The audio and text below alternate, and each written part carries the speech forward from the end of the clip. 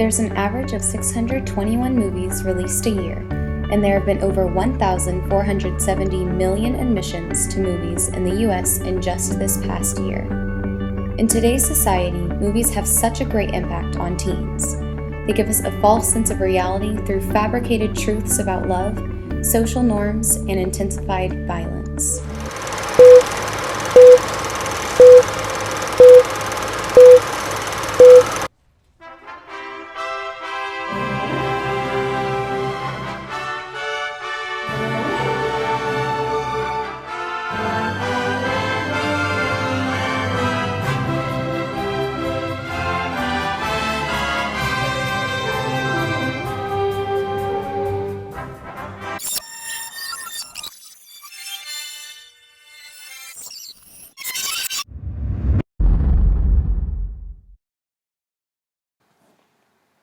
In a world full of romantic comedies, people are taught that shy but decent men get the girl, arguments set up sweet resolutions, and couples separated by tragedy are always reunited through improbable coincidence. But now, researchers are beginning to ask whether the make-believe world projected in rom-coms might actually be preventing true love in real life. I really think the perfect girl should be one that has like they have long flowing hair, and then they have to be saved like they're a damsel in distress. But then also once you save them, they assume the role of typical housewife jobs, where they just clean and cook for me and show their appreciation for me. So describe your ideal Prince Charming for me. My ideal Prince Charming. Okay, well, first of all, he has to be a strong Christian. I'd be the damsel in distress, and I'd be the weak one, and they'd come to save me and sweep me and be the strong one. It's very funny. And understanding, compassionate, but strong at the same time. Yeah, I'd want like a Prince Charming that, I wouldn't want a perfect relationship because that's not what I want. I don't want us to argue, but I want us to like talk about things and get through things and find like where our boundaries are. Someone who is pretty calm for me. And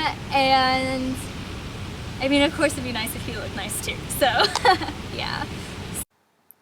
One of the most influential types of movies are those from Disney. They teach young girls what to expect out of love, and they carry that false information with them through their teen years. Dr. Barn-Holmes conducted an experiment with relationship counselors and the problems that couples often face. He found many misconceptions in their clients. That if your partner truly loves you, they'd know what you need without your communicating it, and that your soulmate is predestined. After a rigorous content analysis of romantic comedies, he also found that the same issues were being portrayed in these films. How have Disney movies affected your perception of love? They romanticize it a lot and make it look easy and simple and uncomplicated, when that's just not true, and it should be looked at more complexly than that. Perception of love. Okay, I think Disney movies, they teach people about teach the younger people at least, that love, there's always a happy ending when there usually isn't a happy end. Well, there could be a happy ending. I'm not going to say that there's always a happy ending, but they usually, you're going to fall in love with some prince and he's going to treat you like a queen every day. That's not always true because you're going to have problems and you're going to face them. So. One of the most influential types of movies are those from Disney. They teach young girls what to expect out of love, and they carry that false information with them through their teen years.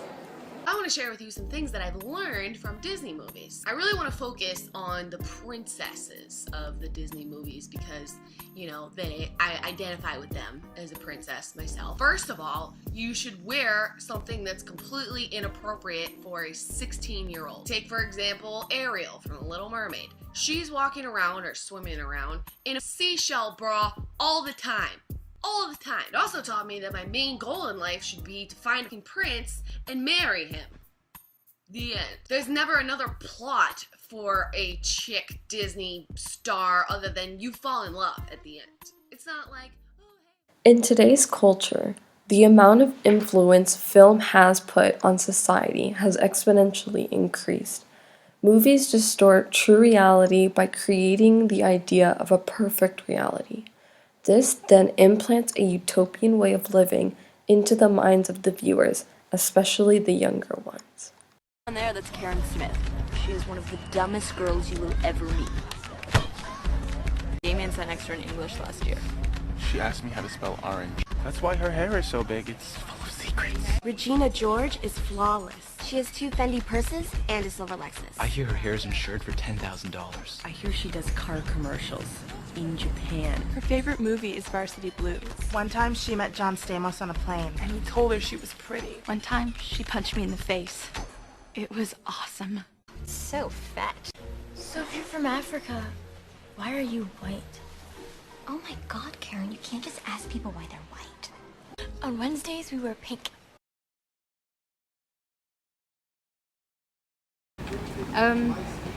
Well, if you think about like high school movies and stuff, you think about like what people think high school actually is when it really isn't.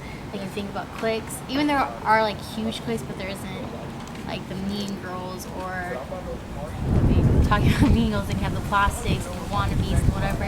I think that like comparing Planet Senior High School to a movie or something, it's completely opposite. I think movies do set a precedent because it kind of, a lot of the movie stars and celebrities set a role model for a lot of the people who watch the movies, and so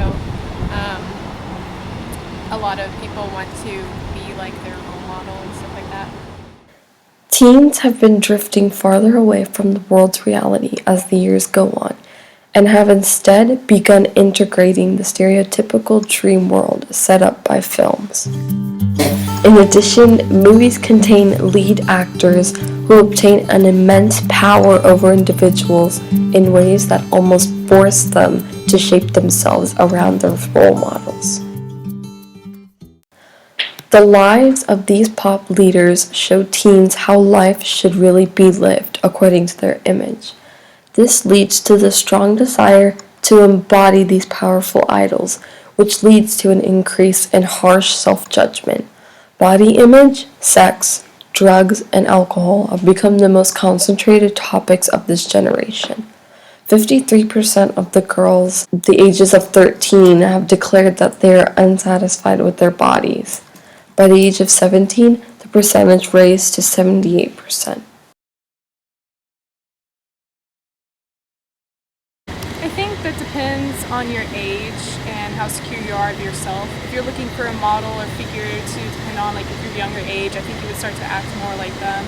But if you've already like developed your own personality and who you are, I think the movie would just either annoy you, you'd be like, oh, I kind of like that person, or oh, that person's totally. I think movies do set a precedent because it kind of, a lot of the movie stars and celebrities set a role model for a lot of the people who watch the movies, and so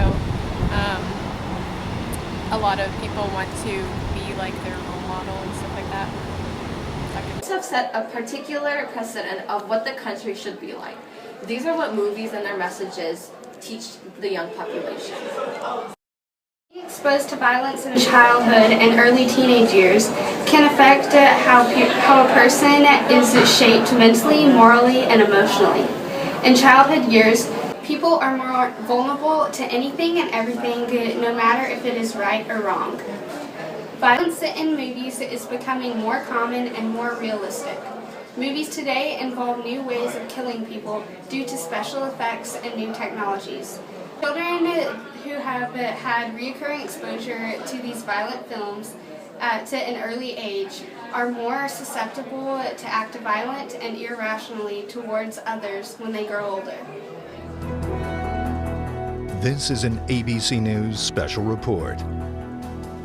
And we're looking at video now from inside that theater. It appears to be chaotic. You can hear some of that background noise. You can kind of see people scurrying out of the theater. We don't know exactly when this was taken in relation to what happened in theaters 8 and 9 there at the Century 16 movie theater, but you can get a visual sense now of the chaos that was happening inside that theater moments after this lone gunman opened fire shortly after 12:30 a.m. there in Colorado, Central Time, excuse me. And then Holmes apparently attempted to make himself into the Joker character of the Batman series, according to a briefing given to the New York City Police Commissioner Raymond Kelly. He had his hair painted red. He said he was the Joker. He's a guy that has so left reality that he now is in this make-believe world that he's part of the Batman world, and that he's going to go in and play this character, and through that character, he's going to kill people.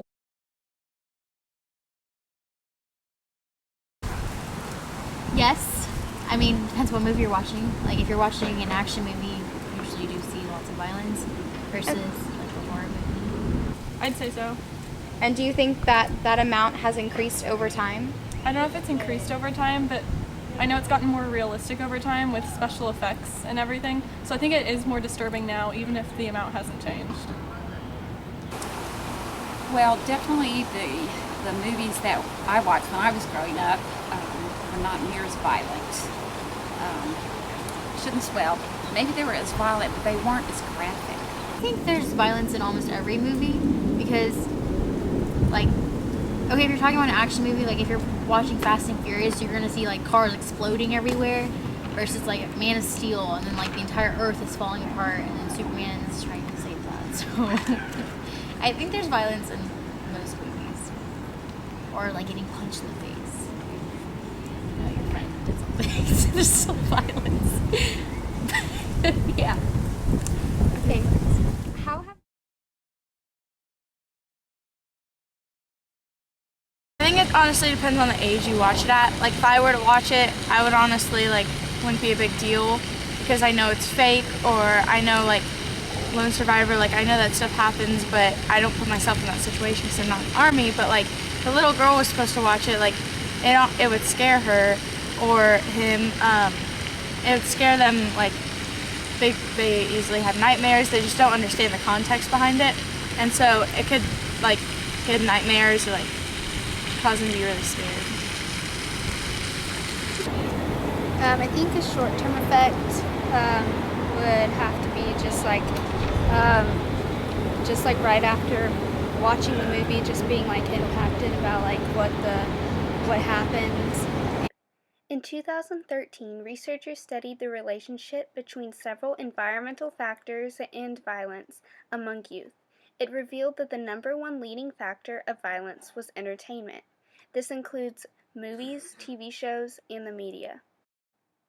The Dark Knight shooting devastated many people's lives that day. This tragic event revealed to many the impact that this violent movie series had on one man, and how it controlled his mind and thoughts. Two recently published studies from the Department of Communication show that prolonged exposure to gratuitous violence in the media can escalate subsequent hostile behaviors and, among some viewers, foster greater acceptance of violence as a means of conflict resolution. We've seen how movies affect our opinions of love, our views on society, and the impacts of violence. But as a whole, how influential are movies in our everyday life? I think that they've given us a portrayal of life that isn't always true. And so when little girls watch like fairy tales or some kind of like Nicholas Sparks movie, then they're expecting that in real life. And hate to break it to them, but men aren't always that nice or respectful of you. Over the years, society has just kind of like gone to crap, and really movies reflect exactly what's happening in society with all this sex and drugs and everything. It's really just going downhill. Movies have been known to be an escape from our everyday lives. When does that line between bogus info and authenticity begin to blur? Do teens actually know and understand the difference? Through fabricated certainties about love, social norms, and use of intensified violence, teens in today's society aren't aware of true reality. Will you let movies control your life? Or will your life control the movies?